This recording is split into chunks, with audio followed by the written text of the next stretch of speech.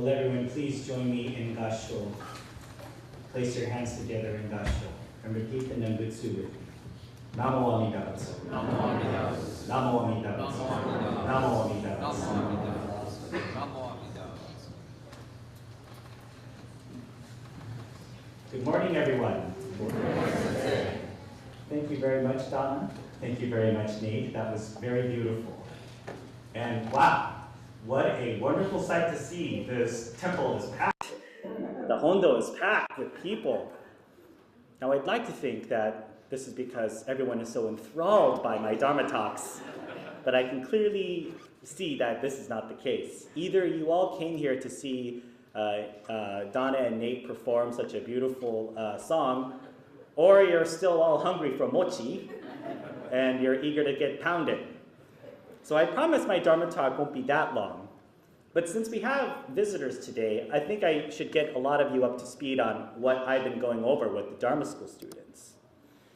So for those of you who are visitors from our neighboring temple of Seattle, Betsuin, our Dharma school students are going through a series of the 6 paramitas. Seattle, Betsuin, Dharma school students, do you know what the 6 paramitas are? Yes? No? Yes? Okay. So, Dharma school students of Tacoma, we've already gone through 2 of them. That is dana. What does that mean? Very good, selfless giving. Good, selfless giving. And then the next one is sila. Okay, what is sila? Ethics or morality? Oh, I guess I better go back and review those Dharma talks. But actually now, we're on the 3rd paramita of the 6 paramitas. Okay, so first we talked about dana, which is selfless giving, which means that you give something without any expectation of something in return. Okay, then we go to sila, which is morality or ethics, which basically is saying you don't cause harm, or you try your best not to cause harm. Okay, now the 3rd one, in my personal opinion, is the hardest, because it is the paramita that I, Reverend Koyama, lack. And that is Kshanti. Kshanti. So, and Dharma school students of Tacoma and Seattle, do you know what this means? Kshanti. Yes? Very good. What's your name? What? Hugh. Hugh, thank you, Hugh. Patience. Kshanti, yeah, you got that. Wow, you were listening in your Dharma school lessons. Very good. Kshanti. Kshanti is another of the 6 paramitas, which is patience, forbearance, and tolerance. Okay? Now, if we're going to be honest about the world we live in today and the time we are in now, in today's world, patience is not practiced very often. Dharma school students, do you know who this is? Okay, I see some of you nodding. Seattle students, have you ever watched any movies from the 1970s? Do you all know who this is? I know the adults know who this is. And say, it's Veruca, Veruca Salt. And what is she screaming? And do you all remember what she's screaming here? What is she screaming? I want it now. I want it now. That's right. That's what she's most famous for. And she actually has a whole song that has those lyrics, I want it now. This is, one of the things I think that, that a lot of us, if we don't say out loud, we feel, I think, deep within us a lot. Now, I agree. Technology is great. I love technology. Who here, show of hands and be honest, can live without your mobile phones? Okay, all right. Well, I'm glad that none of the younger people raised their hand, because it's probably true. We are addicted to our cell phones, right? Because they're like little mini computers. And of course, also, things like YouTube videos. Is TikTok available to you again? I don't use TikTok, but is TikTok available to you again? Yes? Okay. Don't watch TikTok. Nothing good could come of it. I'm just kidding. But no, even still, right? Like all this information is just given to us at a moment's notice. Dharma school students, how many of you go to the library? Okay, some of you. Okay, university students. Oh, yes, younger kids too. Yes, that's right. Yeah, really little kids. It's important to go to the library, right? Do you remember the days when you actually wanted to find something out? You actually had to open a dictionary, and you had to go to the library to look at the encyclopedia, right? You actually had to put effort into things. Like you had to walk or take the bus or ask your parents to drive you. You actually had to go to a place that actually had a huge center of research. Now, these days, you don't need that anymore. Everything is given to you, right then and there. And of course, we have to be careful, right? Because, one of the most important things in your schools, and especially when you start writing essays and when you start doing college papers, is you have to cite your sources. So if your source comes from a place that's not very credible, I don't know how strong that paper will be. However, right, regardless of, what we feel about it, I think that technology has increased our impatience, has made us a little less patient in the world. Oh, come on. We have now become a society of instant gratification. This is actually, you can read that there, that says, hurry up! And it's because I say that all the time. I say that all the time to my little brother, Kazuo. I wish my younger brother, Kazuo, was here right now in the gauging, because he would be rolling his eyes in the entire time of me talking about patience. But I know that that older siblings are probably very impatient with your younger siblings because they don't do what you say when you say so. Younger siblings are very impatient with older siblings because older siblings always bossing you around. So, we have become we've become this world or this society of wanting things right here, right now, right now, always right now. So this is, I think, one of the things that we have to, recognize about ourselves. And of course, Sensei is also guilty of this. I am standing here before you right now, telling you right here and now that I am no better about patience than any of you are. Okay? Just ask Reverend Cindy. She'll tell you that patience is not my virtue. Sensei, one of the things that I don't like, and I'm certain that everybody... Okay, well, everyone, sorry to interrupt my Dharma talk. We have a very special guest in the back. Could you all please welcome Reverend Katsuya Kusunoki of Seattle Betsui.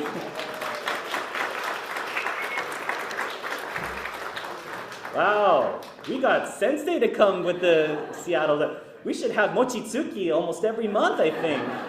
Then we can get... Wait, and Reverend Kusunoki didn't tell me that he was coming today, because then he knew that if he did tell me, I'd say, oh, you can give the Dharma talk. I don't have to give the Dharma talk. I thought I recognized Yuya coming, and hi Yuya, nice to see you. Reverend Kusunoki's son. Everyone welcome Kusunoki Sensei's son to Tacoma Buddhist Temple. Wonderful, wonderful. So wonderful to see wonderful friends. Okay, back to the Dharma talk. Okay, who here likes waiting in line? Just a show of hands. Nobody, good. Oh, one person likes waiting in line? You like waiting in line? Nobody likes waiting in line, okay?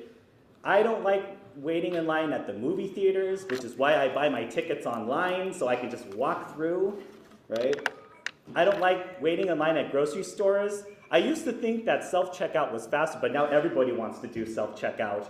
And so there's a long line for self-checkout now. I especially don't like waiting in lines in traffic. I want to get someplace really quickly, and all these people are in front of me, causing me to go slower. And of course, I know everyone is like, ugh, when they hear this. I do not like waiting in lines in airports. Ooh, security lines. Ugh. You probably are all getting headaches just thinking about that. Well, I have to admit too that I have an embarrassing story to tell you about myself. Sensei has now your ears perked up. Now everyone's listening.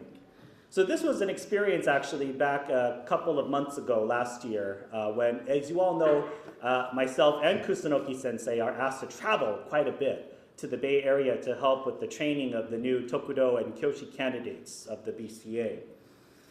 And so we have to go through the airport a lot. Now, the more you go to the airport, the more you can kind of navigate the system, right? You can kind of know which line is probably the best to go into, or how to time things correctly so you can get through security and everything as smoothly as possible.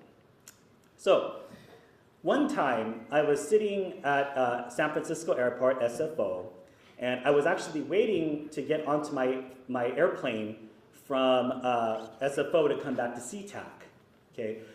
And so then, one of the things that I really just kind of dread sometimes is that you get to the gate, and then all of a sudden you see on the board it says up, flight delayed, which is probably by 30, sometimes an hour, and then that just kind of sets off all of the anxiety, because you start to think that, okay, if it's delayed this long, it could be delayed even more, and it could be delayed even more, and then you just start to think of all these things in your head, like, But however, I get to the gate and it's not delayed. Wonderful. Okay, good. The flight's still on time. Even better, as I get to the gate, the people are deplaning, right? So people are coming off of the plane. The plane is there. People are deplaning. Okay, we're almost there, right? So we're getting there. Now, supposedly, everyone is off of the plane. And so, okay, everyone's off of the plane. You give them about maybe 10 minutes, right, to clean the plane, and then, you can get on the plane and get your seat, right? So now I'm standing waiting for them to clean the plane and everything. So 10 minutes goes by. There's no announcement. Okay, well, in some cases, maybe they needed a little bit longer. 20 minutes goes by. No announcement. No one's there. Now I'm starting to get the little impatient bug in me, starting to go, oh, what's going on, right? Usually if there's something technical that's wrong, or if they found something, they would come out and tell us by now. And there was just no announcement. No one was saying anything. And this is where I also get very impatient too. It's like when the flight people or the staff don't tell you what's happening or what's going on. So 45 minutes pass. And already now I'm starting to really get this inner this anger, what's going on? Why can't people do their jobs better? Why can't people why can't they be more competent? What's going on? And I'm not saying this out loud, of course I'm just thinking it, but I am doing those exasperated sighs, right? Right? You've all done those before. I've done those many times. Finally, almost 50 minutes have passed, and one of the gate attendants comes out, right, and says that we're going to go ahead and start our boarding. And just as she did that, I saw two people who needed special wheelchairs to come out of the tunnel of where the what do they call that, where you walk onto the plane? So I see two of them come out, and I realized then, oh, there were two people on board who needed special assistance to get into the chairs that actually needed to be loaded up onto the plane from the cargo area, and that's what took so long. Immediately, I felt ashamed of myself. And of course, I didn't know that this was the situation. But I think the thing that I felt really upset with myself about was that I started to let myself get so upset, right? Because things weren't going my way. Speed wasn't going the way I wanted it to go. But ultimately, there was a very good and legitimate reason for that plane to be so late. It was because there were people who needed assistance in order to get off of the plane with the most care and respect as possible. And immediately when I saw that, I kind of just let out this, that was the reason, and ooh, do I feel silly? Does Reverend Koyama feels very silly with himself for feeling this way. But then what's wonderful is that my mind turned to the teachings of Buddhism again. So thankfully, I wasn't one of those people who went up to the counter and started yelling or trying to get people's attention, going, what's going on here, right? But I was still becoming impatient internally and upset.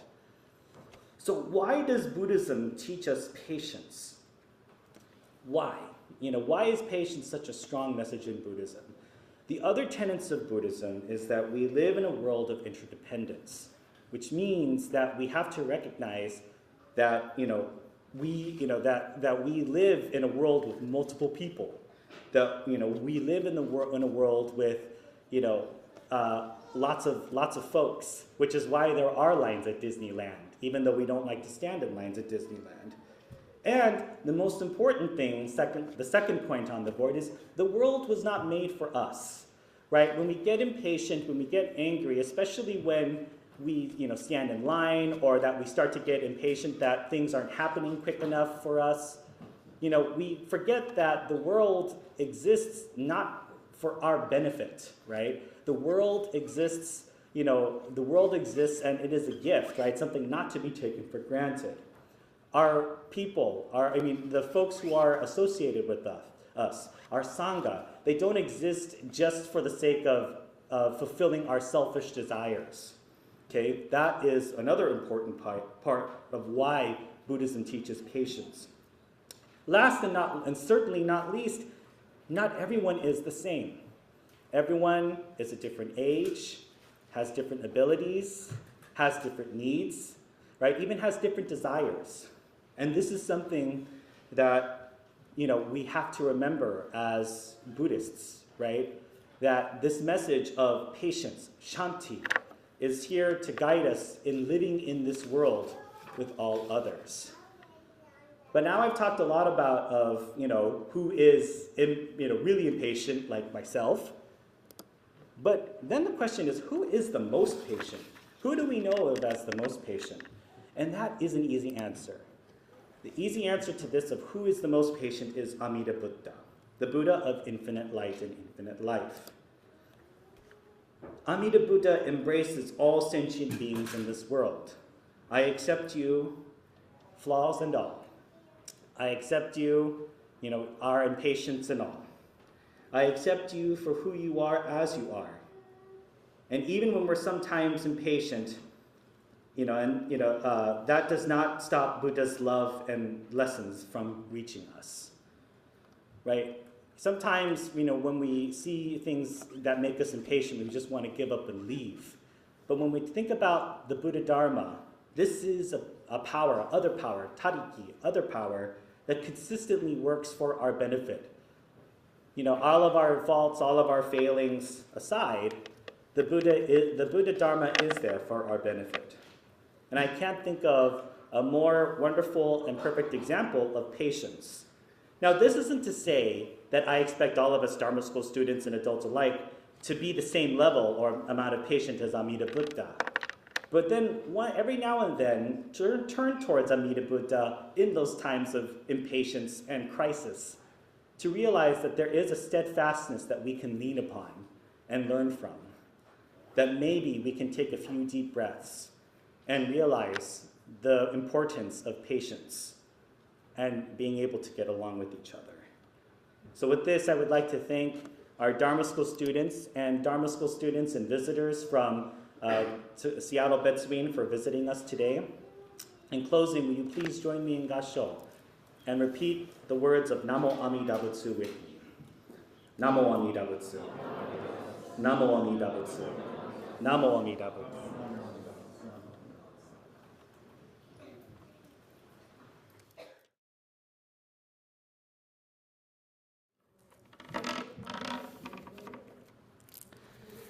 The great practice is to say the name of the Tathagata, of unhindered light.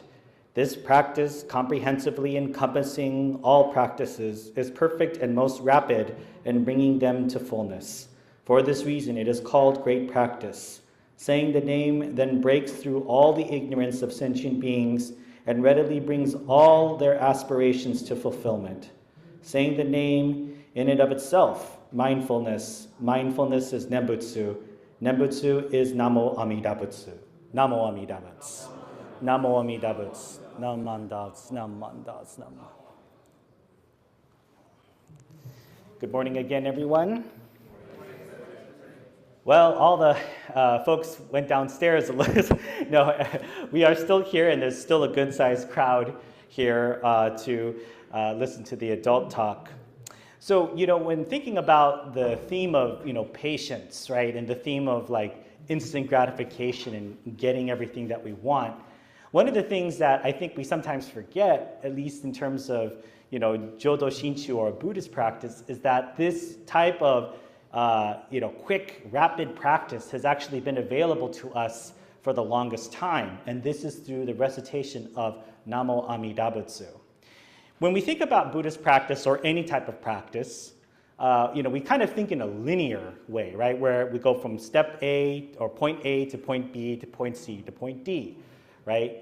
And then usually in the corporate world or in the world of grades or what have you, right? School, you go from first grade to second grade to third grade to fourth grade, and usually this comes with age, with completing tests, right? And then when you go in the corporate or business world, right? You supposedly or hopefully you do a good job, you show determination, you show leadership, you get promotion, which means you get more money, right? And sometimes I think we kind of think of Buddhism in this very linear way as well.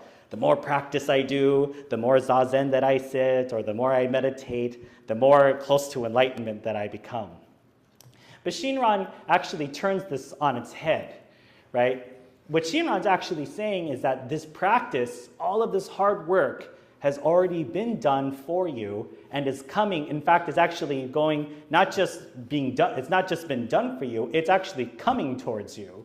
So there's kind of this point of intersection that happens, all right? And this is actually when we put our hands together and say Namo Amida Butsu. Now going back to the story that I talked about earlier about the airport, right?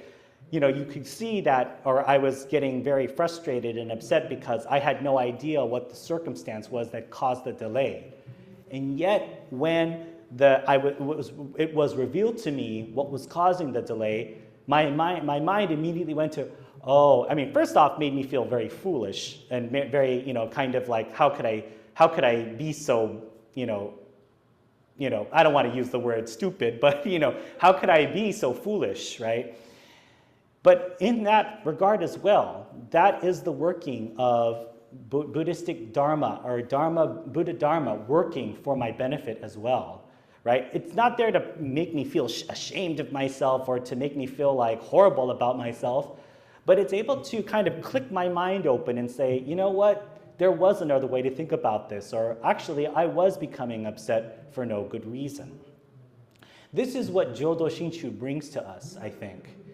Yes, we will continue to go through our lives, and I am certain that there will be other points in time in my life where I will lose my patience, where I will say, I wish this, this whole process would go faster, or I wish this thing would speed up, or I hate delays when I'm sitting on the airplane.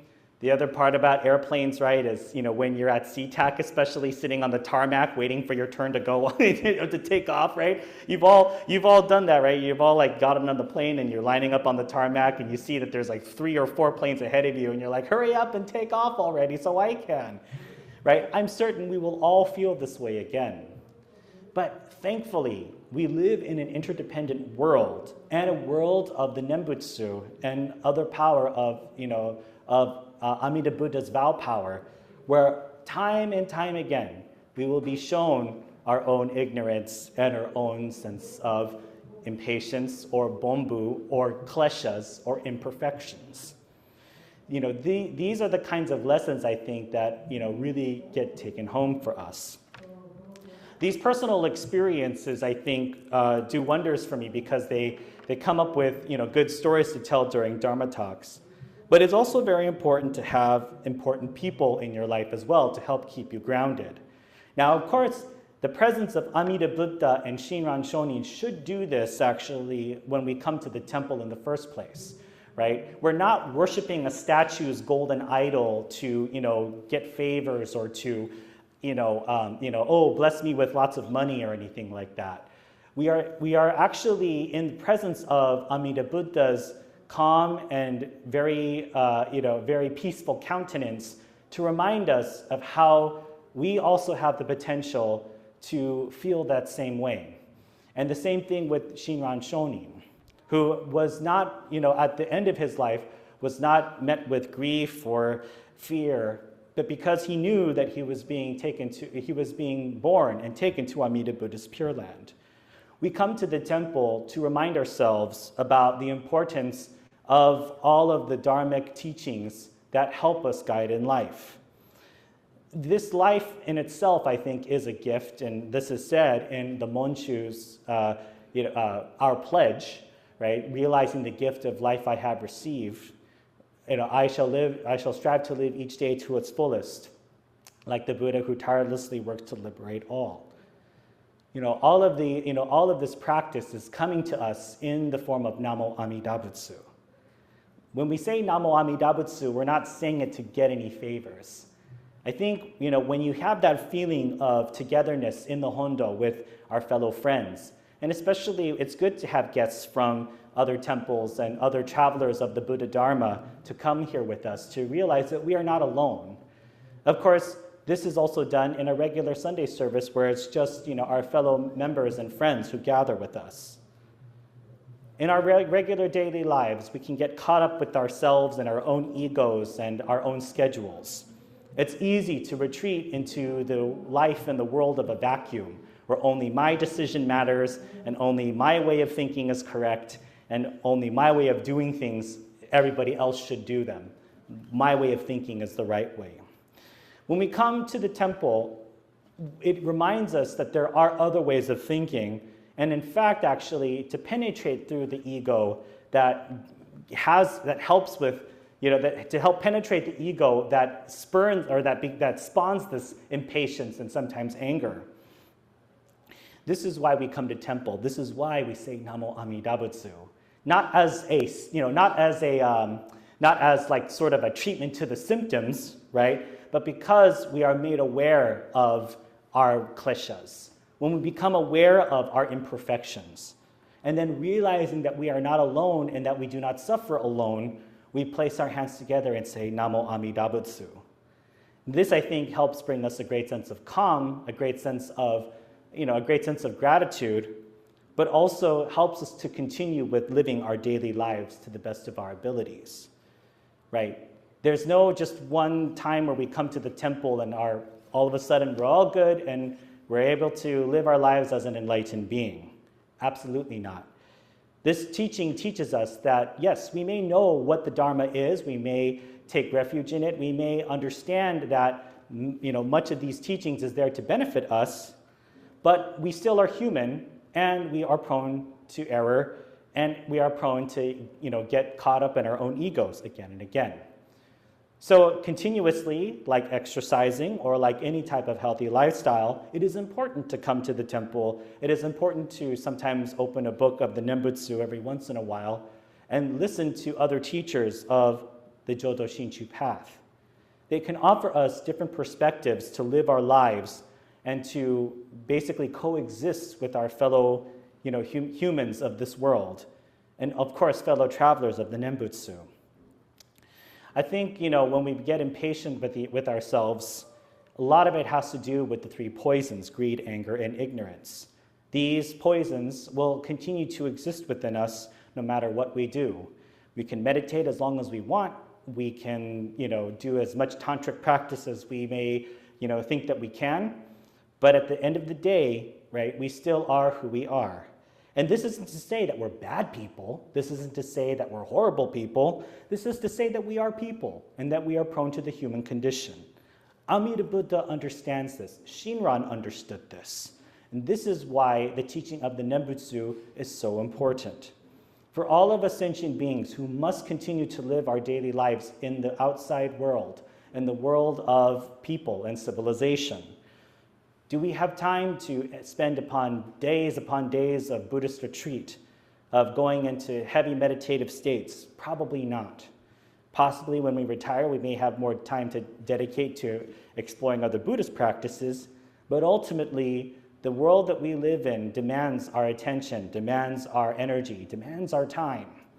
So what better way could we engage in Buddhist practice than placing our hands together and saying Namo Amida Butsu?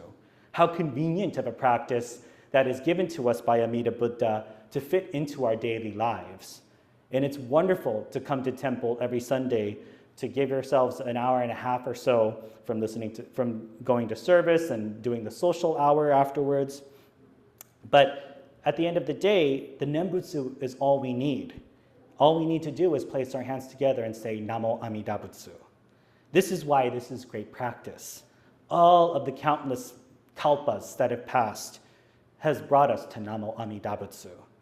And in this, we are comforted. In this, we feel a sense of gratitude. I thank you all very much for coming and taking time out of your busy schedules to come and listen to the Dharma. In closing, will you please join me in Gassho as I read the words once again from the founder, Master Shinran Shonin. The great practice is to say the name of the Tathagata of unhindered light. This practice, comprehensively encompassing all practices, is perfect and most rapid in bringing them to fullness. For this reason, it is called great practice. Saying the name then breaks through all the ignorance of sentient beings and readily brings all of their aspirations to fulfillment.